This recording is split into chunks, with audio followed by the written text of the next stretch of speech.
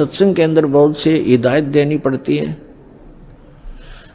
तो ये सुमन करने से भी अगर शक्ल नहीं बदलती है तो आपके ओरिजिनल गुरुजी और ओरिजिनल गॉड है हो सकता है। और भगवान सिंगाड़ा होया करे, जिसका सींग सांग लग रहे हो या बंदूक बंदाख ले रखी हो, अरे जो दुख आप पर आपत्ति आई और दूर कर दी मालिक ने, और ऐसी भक्ति दी, आपका सारा सुख दे दिया। सब जो भी शरण में आए थे गिनती नहीं कर सकते इतने सुख दिए दाता ने। और लेकिन उन सिरफरों के बकाए हुए ये कह दिया करते, नहीं यो तो वैसे सिद्ध पुरुष है, कोई सिद्धि शादी जानता है, ये भगवान थोड़ा ही हो सकता है। वह हम मान्य करते भगवान श्री राम और श्री कृष्ण, जिसके हाथ में तीर, सुदर्शन चक्र, और हनुमान जी के पास गदा, और माता ले आठों हाथों में हथियार, तो हम इसे ईशान भगवान मानना थे। यह बुद्धि पर पत्थर पड़ रहे थे, इसी कारण से हम फैल रहे। तो हम उसी समय इसलिए मार खा गए कि हमने भगवान को भगवान नहीं माना। तो परमात्मा एक वाणी लिख कर गए हैं कि गुरु मानुष कर, परमात्मा बताते हैं कि गुरु गोविंद कर जानियो, रहियो शब्द समाए, मिले जब दंडवत बंदगी, नहीं पल पल ध्यान लगावे। गुरु जी को गोविंद कर मानना, भगवान मानकर उसके साथ व्यवहार करना, ट्रीट करना। गुरु गोविंद कर जानियो और चलियो आज्ञा माँ, मिले तो दंडवत बंदगी, नहीं तो पल पल ध्यान लगा। जब भी आपको मिले दंडवत प्रणाम करें और गुरु जी को परमात्मा मानना। वो खुद तो भगवान थे ही, लेकिन अब अपने दास को भेजा है परमात्मा ने, तो इसलिए कि आपका जो स्वभाव है, आपका जो भाव है वो बना रहेगा। जैसे गणित के अंदर एक प्रश्न आता था ब्याज का, ऋण का, तो उसमें मूलधन ज्ञात करना होता था। मूलधन तो होता था वो करोड़ों और अरबों रुपए का। उस करोड़ों और अरबों रुपए के मूलधन को प्राप्त करने के लिए मानना पड़ता है, मान लीजिए मूलधन 100 रुपये। वो 100 रुपये मूलधन नहीं है, लेकिन वो सपोज करना पड़ेगा उस प्रॉब्लम को सोल्व करने के लिए। तो ये समझ लेना पुण्यात्माओं, परमात्मा की वाणी है कि गुरु गोविंद कर जानियो और रहियो आज्ञा माही, मिले तो दंडवत बंदगी, नहीं पल पल ध्यान लगाए। अब जैसे आप यहाँ से जाओगे शरीर छोड़ के, ये तो छूटेगा, आपको मालूम है सबको। हम चाहते तो नहीं है कभी मृत्यु हो, लेकिन यह तो होगी वो मालिक के आधार पे है। अब तो आप भक्त हो गए, आपकी मृत्यु तो भगवान कबीर साहब के हाथ में है। आप कहोगे तब होगी, कई बार कह लोगे जब होगी। अब काल नहीं मार सकता आपको, अकाल मृत्यु नहीं मर सकते आप, अगर नियम ठीक रखोगे।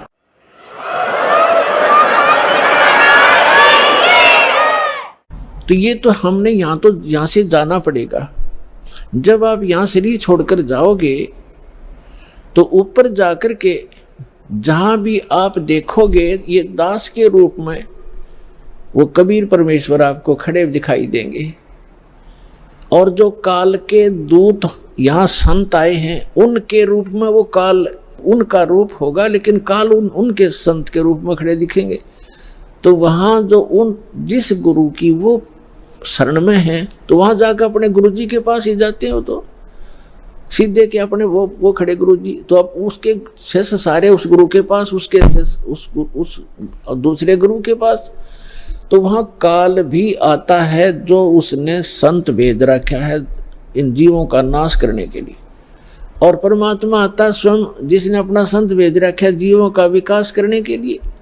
तो इस दास के रूप में आपको वहाँ परमात्मा मिलेंगे।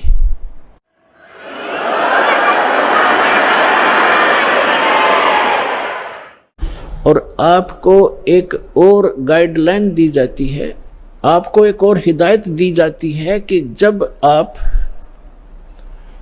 गुरु जी के पास जाते हो, प्रणाम करते हो,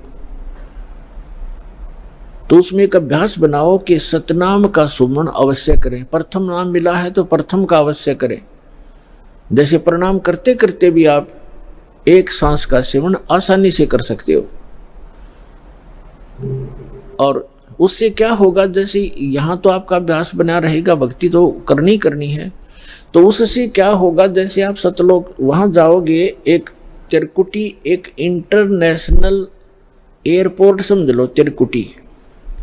जब वहाँ पहुँचोगे तो वहाँ आपको परमात्मा मिलेंगे इस दास के रूप में, और वहाँ काल भी धोखा देने के लिए इस दास का रूप बना सकता है। तो उसमें आप जी ने सिमरन करना है सतनाम का, क्योंकि वहाँ जाएगा तो सतनाम ही होगा आपके पास, सारनाम तो होगा ही होगा, सतनाम भी होगा। तो सतनाम का और सारनाम का जाप करना है। तो सतनाम का जाप करने मात्र से, और प्रथम मंत्र भी अगर प्राप्त है, इसमें प्रथम और लास्ट 2 मंत्र हैं इस 7 मंत्रों में, तो ये दोनों मंत्र भी गजब के मंत्र हैं। इनका भी जाप करने से क्या होगा, यदि सामने काल परमात्मा की बजाय स्वयं आकर के दास का रूप बनाकर खड़ा हो जाएगा, तो इस सिमरन से उसका तुरंत चेहरा बदल जाएगा, उसके ऊपर का आवरण हट जाएगा, उसकी वास्तविकता वो भूंडी शकल दिखाई देगी। फिर आप अपने आप दूर हो जाओगे, फिर इधर उधर देखोगे। अब थोड़ा सा एक प्रश्न सुनाते हैं आपको, क्योंकि सत्संग के अंदर बहुत से हिदायत देनी पड़ती है।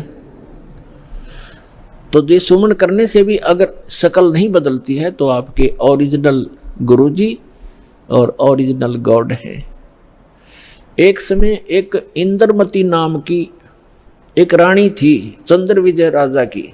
एक चंद्र विजय नाम का राजा था, उसकी इंद्रमती नाम की एक रानी थी, और वो बहुत भक्तनी थी भगवान की। फिर पिछले जन्म से, पिछले पुण्य से ही अच्छी आत्माएं राजा बनती हैं, रानी बनती हैं, और इतना सुख होकर के भी जो परमात्मा की तरफ में भगवान की भक्ति में लगे होते हैं, वो पुण्यात्मा विशेष होती है। वो माई जो है, उसने एक गुरु बना रखा था। उस गुरुजी ने उसको बता रखा था कि श्री राम श्री कृष्ण, उसने बता रखा था कि भगवान विष्णु भगवान शिव की भक्ति करनी चाहिए, श्री राम की भक्ति करनी चाहिए, 68 तीर्थों पे जाना चाहिए, 68 तीर्थ करना चाहिए, एकादशी का व्रत रखना चाहिए। और उसने, अब जैसे एक नियम है, कहते हैं धन चाहे तो दान कर और मोक्ष चाहे भज राम। तो हमने यहाँ इस काल के लोक में रहना है तो धन भी चाहिएगा और राम भी प्राप्त करना है, तो हमने दान भी करना है और सच्चा नाम भी जपना।